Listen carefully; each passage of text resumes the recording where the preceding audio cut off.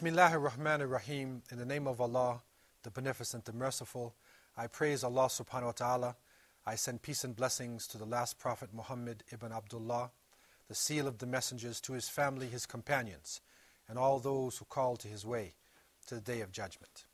I greet you with peace. Assalamu alaikum wa rahmatullah. Muslims during the golden age of Islam, between the 7th and the 17th centuries AD, traveled throughout the planet and had a profound impact upon human relations. And when the Portuguese had finally overcome the Muslims in Al-Andalus, in 1492 we find the last stronghold, Granada, falling. They inherited a technology that was a combination of the technologies of China and India, in ancient Europe and Africa and the world.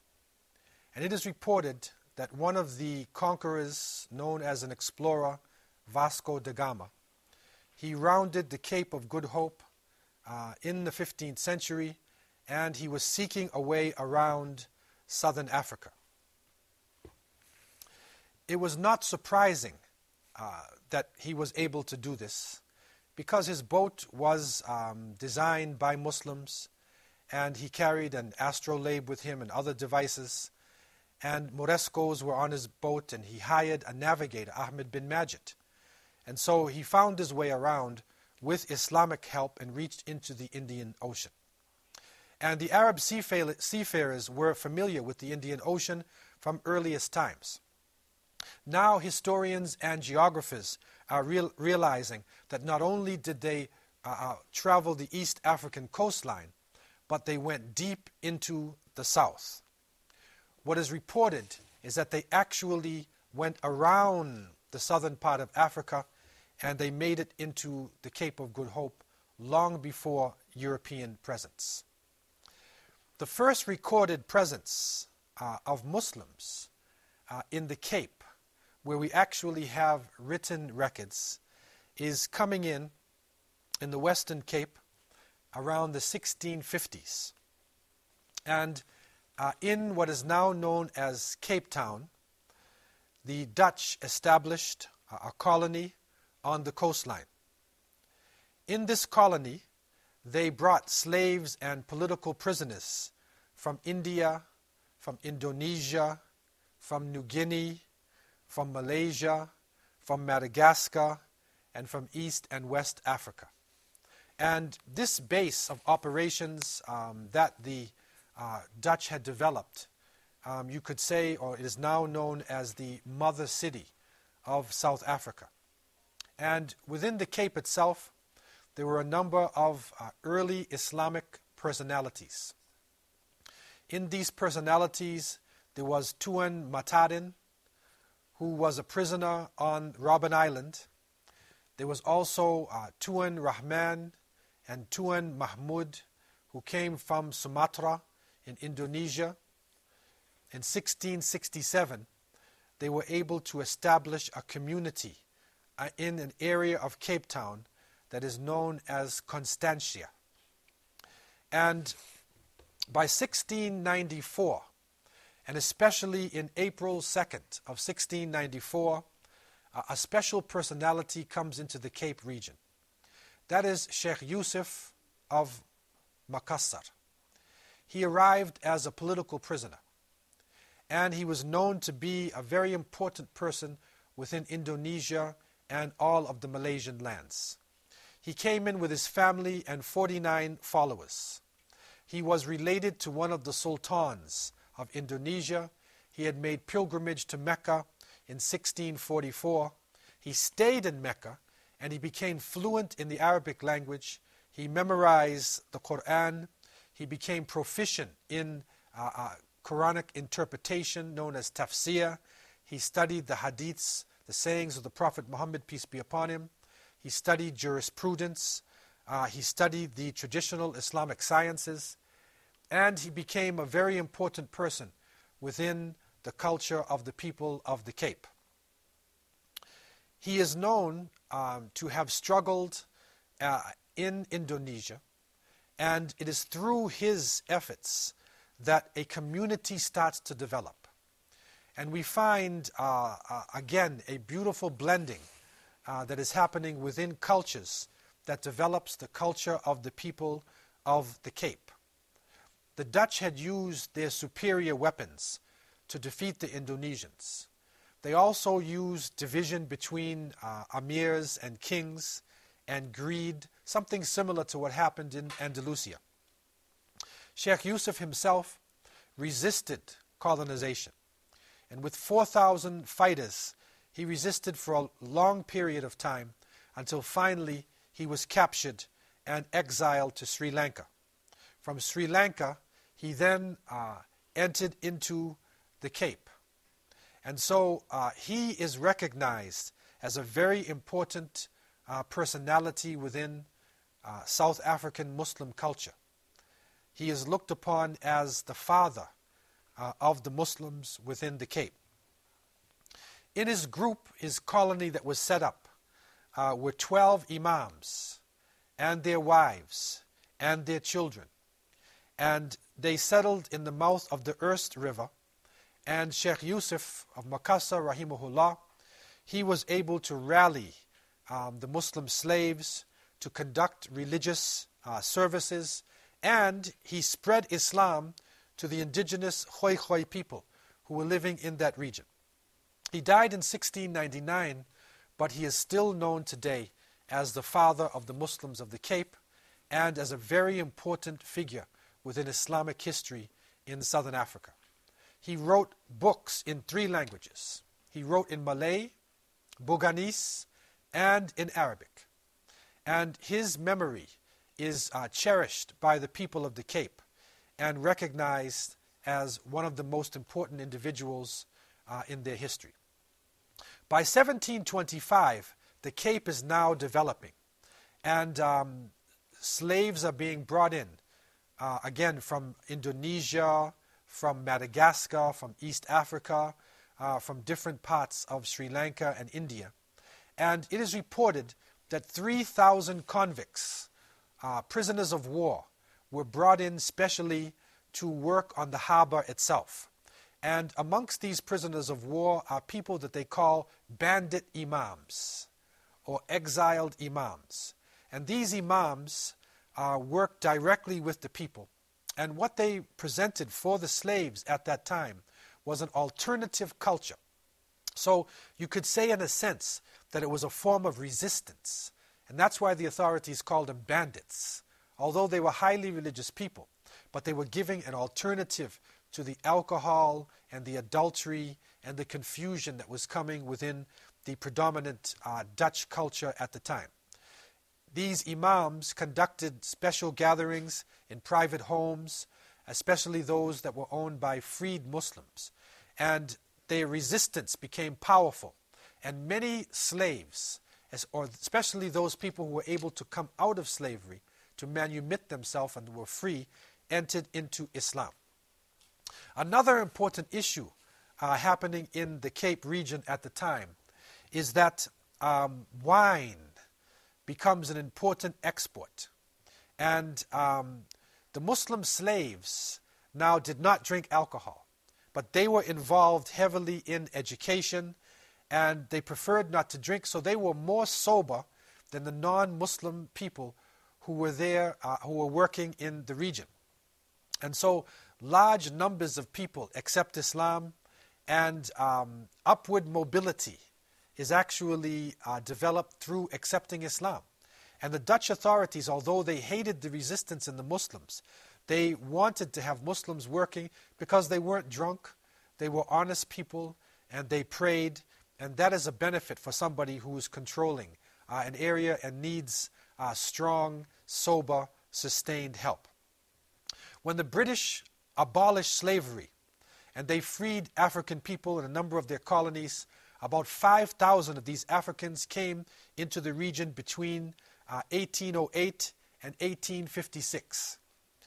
They came mainly from Mozambique, and when they came into the region, they actually saw Islam as the best alternative for their lives. So they entered into Islam in large numbers, and they bolstered the Muslim community, and strong madrasas start to develop. So that by the year 1780, individuals are rising up, one of them known as Tuan Guru in the Malaysian language, or Imam Abdullah ibn Qadi Abdul Salam. He comes out, he emerges as the strongest personality at that time. He was banished to Robben Island, the same place where President Nelson Mandela suffered during the apartheid regime. Tuan Guru was banished to Robben Island, and finally, when he came out in 1793, he wrote the Quran, the whole Quran, from his memory. And this text is still found today in the first mosque that was established in Cape Town. And this masjid that was established around 1834 is known as Awal Mosque. And so it is the first mosque to be established in the Cape. The Imam, of course, coming out of the tradition of Tuan Guru, and right in line with these teachings, helps the people to come into Islam. So what happens is that Tuan Guru and the others who follow him then convert many people, not by force, not by violence, but people come into Islam through education. People see Islam as a means of raising their status in life, as a means of understanding what is happening in the world. And it is reported that those who were still in ball and chain slavery, those who could not move around in the evening because of the chains, would get up in the middle of the night and pray tahajjud prayer with chains. They would get up in the middle of the night and read the Quran in chains. This is a powerful part of the history of Muslims living in the Cape. And this is part of the important understanding which is now arising out of the Cape region, that shows the connection between Muslims in Southern Africa with Muslims living in East Africa, Madagascar, Malaysia, Indonesia. And we find from the writings and the teachings of the scholars that the Muslims in South Africa in the early period were also connected with the Muslims in Arabia. Their leaders had studied in Mecca. The teachings were coming from traditional Islamic sciences, and the culture that develops becomes connected directly to the Muslim world. Let us take a break now and then continue on with our understanding of the Muslims living in the southern part of Africa in Cape Town.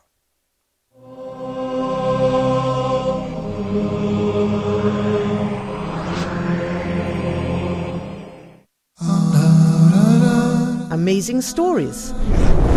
In this program, we get to know about people of the past whose stories were mentioned in the Islamic tradition and related by the Prophet, peace be upon him. That verily us, meaning Allah subhanahu wa ta'ala, we tell you about the best of the stories. We tell you about the best of the stories. When we narrate a story, when we read a story, when we try to benefit from a story, what we are trying to do in reality is to go back through the steps, through the different parts and sections of this story until the story is actually completed, and that we can take the actual benefit directly from the story.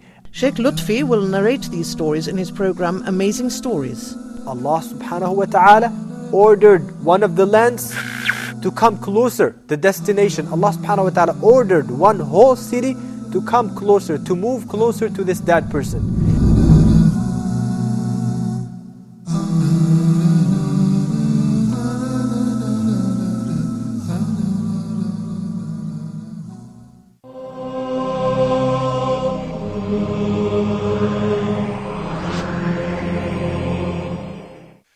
Muslims in southern Africa living at the Cape developed a beautiful culture, which was another blending of Islamic cultures and the indigenous languages and understandings of the region. And this is in line with what happened with the Swahilis, who developed a culture based upon Arab merchants who were coming into East Africa and intermarrying with the indigenous people of East Africa. In this case, we have slaves and political prisoners who are coming from the East, coming from Indonesia and Malaysia, from Sri Lanka, from Madagascar, from East Africa, and even from West Africa, all coming into the Cape, and they are being controlled by the Dutch. They are also living within South Africa, and the leading or the major indigenous group are the Khoi people, and so their language, the indigenous language, now mixes with Malaysian languages, and then mixes with the Dutch language, and from out of this comes a new language. And this Dutch-based language is called Afrikaans. And so basically what it is a Creole form of a Dutch, but there is so much influence from Malaysian languages and some touches of Khoi also, that it takes on a new form. And what is interesting about Afrikaans is that it is expressed by the people in a local way, and also it is written in the Arabic script. So that what we are finding is that in the same way that in Al-Andalus, that Spanish was written in Arabic script, also in West Africa, we find that Mandinka languages, the Songhai language, the Fulani language, Wolof, the languages of the Tuareg, are also written in the Arabic language. We find that Persian is expressed through the Arabic language. Turkish is expressed through the Arabic language. So we find that Arabic becomes a lingua franca. It becomes a language of education, a language of culture, a language of even transmitting non-Arabic expressions. This is a powerful testimony to this language. And at that point in history, Arabic was still dominating much of the world. Muslims were the first to write Afrikaans in Arabic script. And so the early expressions of Afrikaans are coming out within Islamic texts. So we find, for instance, books on Aqidah, on faith, books on grammar of Arabic, on interpretation of the Quran, on the traditions and sayings of the Prophet Muhammad, peace be upon him. They are written in Afrikaans, but it's an Arabic script. So these textbooks actually now are considered to be one of the most important aspects of the written heritage of Southern Africa. And it is now being brought together in the African Union to make part of the rich culture of the African continent, which brought together people from different continents and different languages. And again, it is so interesting that Arabic is at the basis of this. And Muslims are the agents of bringing together different nationalities and also raising education to a high level within society. So this young Muslim community living in the bondage of slavery then becomes liberated when slavery is abolished. But following this, a terrible period of colonialism is developed in South Africa, which eventually leads into what is known as apartheid. And that is where people are separated based upon their color and based upon their nationalities. And so within the apartheid system, the white complexioned people live in a separate area. They live on the high grounds and they get the best area. The middle people, called the coloreds, the people who are mixed, are living in the middle regions, and they usually work as artisans and they work as domestics and some semi-skilled jobs. and the African people are living on the bottom and are working in the gold mines and the diamond mines and the most menial jobs within the society itself. Muslims find themselves in the middle. They find themselves not in the top dominating classes and not in the lowest, most oppressed class, but they were oppressed and put into a very strategic position. So many of the Muslims were involved in the struggle against apartheid. They used their education, they used their intelligence to try to bring the oppressed people from out of a state of oppression. From the time of Tuangudu, you go back to the 18th century, and even before that, to the time of Sheikh Yusuf Maqassa, back in the 17th century, Muslims were providing upward mobility through Islam. That people who did not know how to express themselves through written languages, could not read textbooks carrying science and literature, were introduced to writing through the Arabic language. Through the reading of the Quran, they were able to then go into the revelation.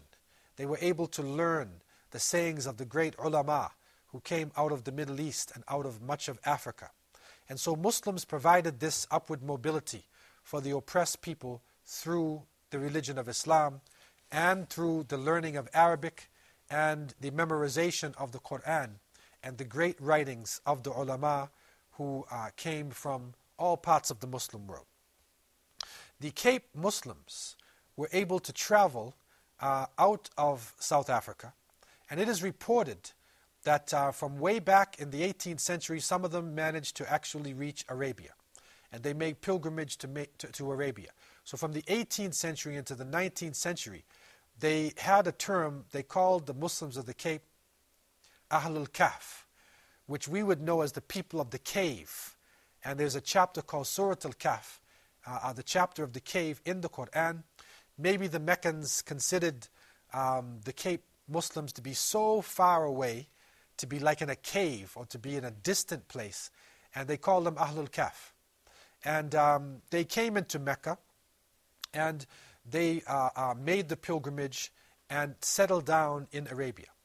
Later on, during the colonial period, where Muslims were involved in being artisans and semi-skilled labor, they became excellent tailors.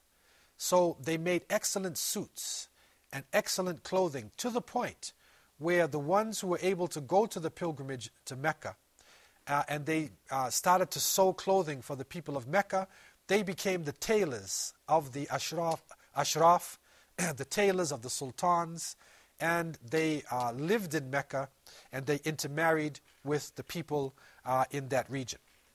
So they make a vibrant community. And what develops from the apartheid is a negative and a positive. The negative is that Muslims are separated from other people and they are oppressed by a strong racial regime. But the positive is that Muslims are forced to come together to live in collectives. And this forms a type of mini Islamic state. So within the regions, especially in Cape Town, where you come into the Muslim sections, you find the adhan being called openly. All of the shops are selling halal food. The women are dressing according to Islam. Children are playing around, and they're mostly Muslims. And so it is a strange phenomena that happens. Muslims are forced together, but through coming together in a state of Islam, they are able to actually preserve their faith and to raise themselves to a higher level. So what develops out of this is that within the 20th century, Muslims then come to Cairo, they come to Medina and Mecca, and they start to learn to read the Quran. What develops out of this is a type of qira'ah. It is a level of the recitation of the Quran that becomes world class. And some of the great huffaz coming out of Egypt, some of the greatest of the Quran readers would go down to the Cape and read for the people in the Cape, and they would involve themselves in Quranic competitions, and this continues up until today to the level of the people of the Cape is one that is recognized by people throughout the planet. Also, the struggle because the history of the Cape is one of struggle. The struggle then is recognized not only within South Africa, but without South Africa. So Muslims from the Cape also are very much involved in the issues within the Muslim world. And they have a very powerful voice. And although their number is small, their voice is heard throughout the world. So this culture of the Cape is a beautiful blending. And the Cape Tonians, who are known as Malays, the terminology is using Malay, but actually it is a beautiful blending of Asian, of African, of Indian, of Turkish, all types of blood, of European, all types of blood are mixed together within the Cape Tonian community. And also different foods are found within their culture. So again, it is another beautiful blending of the cultures of the world, and that is one of the great blessings that Islam has for the world. The Prophet Muhammad, peace be upon him, was surrounded by people of all nationalities. The Prophet Muhammad, peace be upon him, did not submit to Arab nationalism, but taught that the best amongst the Muslims is the one who has faith. It is not based upon the color of your skin, nor is it based upon your class or your lineage. So the Muslims of the Cape continue in this tradition, and they are able to build over 150 masjids within Cape Town and its vicinity itself. They are also able to export their Quran readers around South Africa, around the southern hemisphere, and they are being benefited from in many parts of the Muslim world today. This is part of the legacy of struggle. And from the early times, Sheikh Yusuf of Makassar, Tuan Guru, and all those who were struggling to maintain the Arabic language, those who would get up in the middle of the night and perform tahajjud prayer, those who would read the Quran even though they were tortured to the point of death. It is through this struggle that Islam continues and thrives, and that Muslims are able to participate in the struggles of other people in other parts of the world. And so we again open up this gem of wisdom, an untold story of Islam, an untold story of world history. I leave you with this in peace. Assalamu alaikum wa rahmatullahi wa barakatuh.